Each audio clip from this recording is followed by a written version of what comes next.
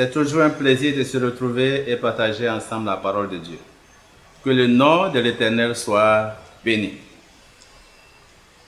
Notre Seigneur Jésus-Christ avait fait des déclarations.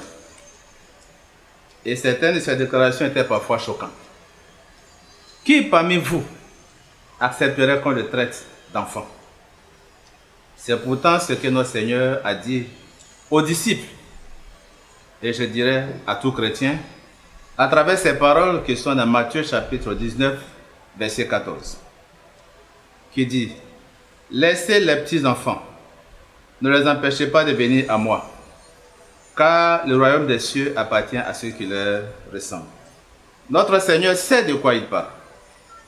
C'est pourquoi nous allons explorer ensemble les caractéristiques de l'enfance pour comprendre l'enseignement qu'il a pour nous. Pourquoi dit-il que le royaume des cieux appartient à ceux qui ressemblent aux enfants? Pourquoi dit-il que pour avoir la vie éternelle, nous devons être comme des enfants? Prions. Merci Seigneur notre Dieu. Ta parole est précieuse. Je ne suis qu'un humain.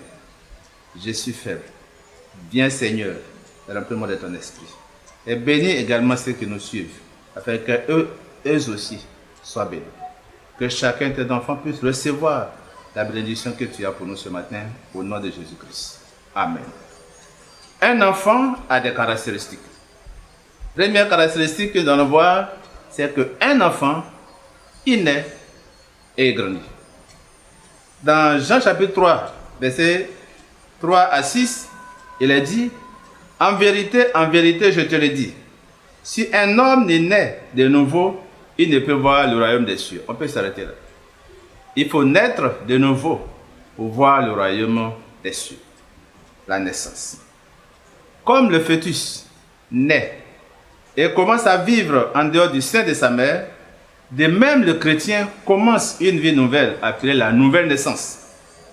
Cette nouvelle naissance commence par l'acceptation de Jésus-Christ comme Seigneur et Sauveur. Dans Actes chapitre 1, verset 38, Pierre dit: répentez-vous et faites-vous baptiser. Jean chapitre 1, verset 12, il est dit: mais à tous ceux qui l'ont reçu, à ceux qui croient à son nom, elle a donné le pouvoir de devenir enfants de Dieu. Un enfant naît et grandit. Nous devons naître de nouveau. Un enfant de Dieu, c'est quelqu'un qui est né de nouveau et qui entame une nouvelle marche avec Jésus-Christ. Caractéristique numéro 2. L'enfant apprend. Un enfant apprend. Le philosophe français Jean-Jacques Rousseau, que je paraphrase ici, dit que si l'homme devait naître grand, si l'homme devait évoluer aussi rapidement que les animaux, l'homme serait l'être le plus malheureux. Car il faut qu'il naisse, qu'il ait une enfance et qu'il devienne grand. Pendant le processus de l'enfance, celui-là apprend. C'est donc une caractéristique essentielle de l'enfance qui est l'apprentissage. Sa croissance, je disais, est un processus qui lui permet d'apprendre pour son épanouissement quand il sera grand. C'est à juste titre que la Bible dit dans Proverbe chapitre 22, verset 6, instruis l'enfant selon la voie qu'il doit suivre, et quand il sera grand, il ne s'en détournera pas. Proverbe chapitre 4, verset 1 dit: écoute mon fils, l'instruction d'un père, et sois attentif pour connaître la sagesse. Et Deutéronome chapitre 32, verset 7 dit: interroge ton père, et il te l'apprendra. Tes vieillards, et ils te le diront. Un enfant apprend. La suite de prophétie nous dit, dans le livre Jésus-Christ, page 510, ce sont les enfants qui sont les plus accessibles aux enseignements de l'Évangile. Leurs cœurs sont ouverts aux influences divines et retiennent fortement les leçons apprises. Les enfants apprennent. Un enfant, c'est quelqu'un qui apprend. Caractéristique numéro 3 de l'enfance. Un enfant est dépendant. Si nous sommes enfants de Dieu, alors nous sommes dépendants. Et nous dépendons de qui? Nous dépendons de Dieu. Dans Jean chapitre 15, verset 5, Jésus dit: je suis le cep, vous êtes les sarments. Celui qui demeure en moi et en qui je demeure porte beaucoup de fruits. Car sans moi, vous ne pouvez rien faire. Et Philippiens 4,13, l'apôtre Paul dit, j'ai pu tout par celui qui me fortifie. Le royaume des cieux appartient à ceux qui leur ressemblent. Ça veut dire que le royaume des cieux appartient à ceux qui sont conscients de leur dépendance vis-à-vis de Dieu. Caractéristique numéro 4. L'enfant a un modèle. Un enfant copie toujours. Un enfant imite toujours. Et cela me fait penser à une expérience.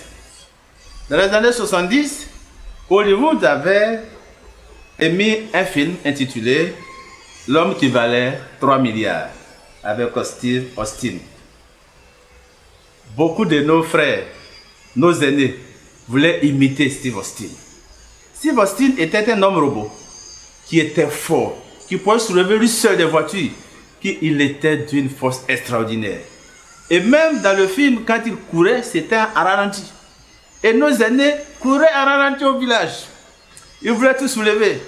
Et selon les reportages après ce film, beaucoup de personnes se sont blessées. L'enfant veut toujours imiter.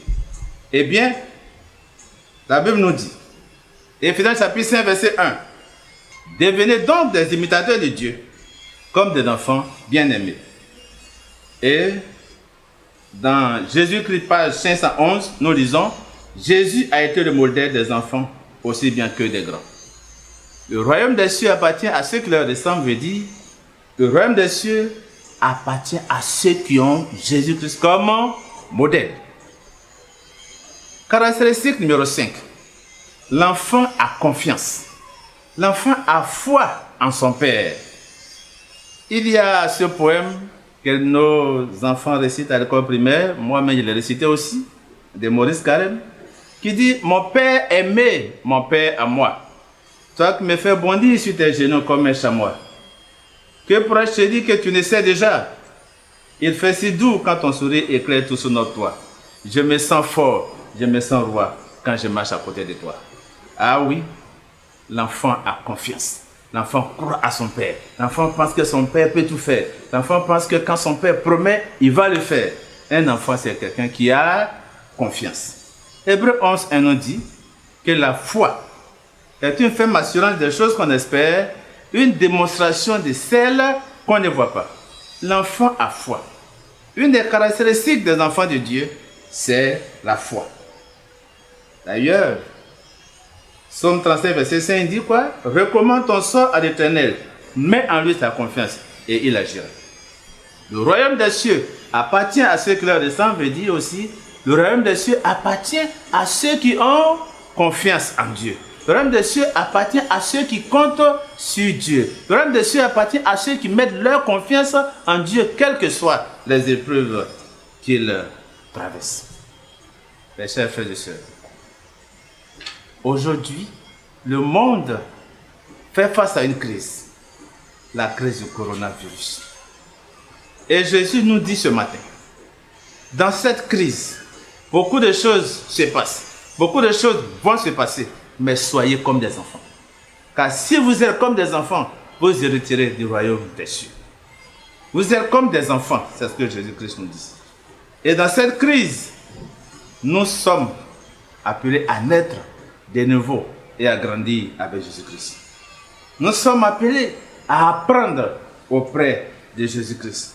Nous sommes appelés à être dépendants, car un enfant est aussi dépendant. Un enfant n'est pas autonome. Un enfant dépend de son père. Un enfant dépend de sa mère. Jésus-Christ dit, le royaume des cieux appartient à ceux qui dépendent de moi. Le royaume des cieux appartient à ceux qui ont Jésus-Christ pour modèle. Au milieu des épreuves, Jésus-Christ est resté ferme. C'est lui notre modèle. Aujourd'hui, le coronavirus a jeté le moi partout. La science est en difficulté. Les hommes politiques doutent. Les marchés économiques sont en difficulté. La bourse est éprouvée. Mais c'est lui qui sait mettre sa confiance en Dieu, comme un petit enfant le ferait pour son père terrestre. Celui-là est sur le droit chemin. Car celui en qui nous avons confiance, Jésus-Christ ne trahit jamais. Il est le seul, il est le véritable, il est l'unique. En lui, nous devons mettre notre confiance. Veux-tu mettre ta confiance en Dieu? Si telle est ta volonté, prions. Seigneur, le monde traverse une crise. Ceux qui ont mis leur confiance en la science sont éprouvés. Ceux qui ont mis leur confiance en la politique cherchent encore des solutions. Mais nous mettons notre confiance en toi. Parce que tu nous rassures. Parce que tu as dit que celui qui met sa confiance en toi n'a point honte. Celui-là est rassuré. Parce que tu es sûr. Tu es notre rocher. Tu es notre bouclier. Seigneur, reçois-nous. Reçois notre confiance. Affermez-nous et garde-nous avec toi. Jusqu'à ce que tu reviennes nous chercher. Au nom de Jésus-Christ. Amen. Dieu.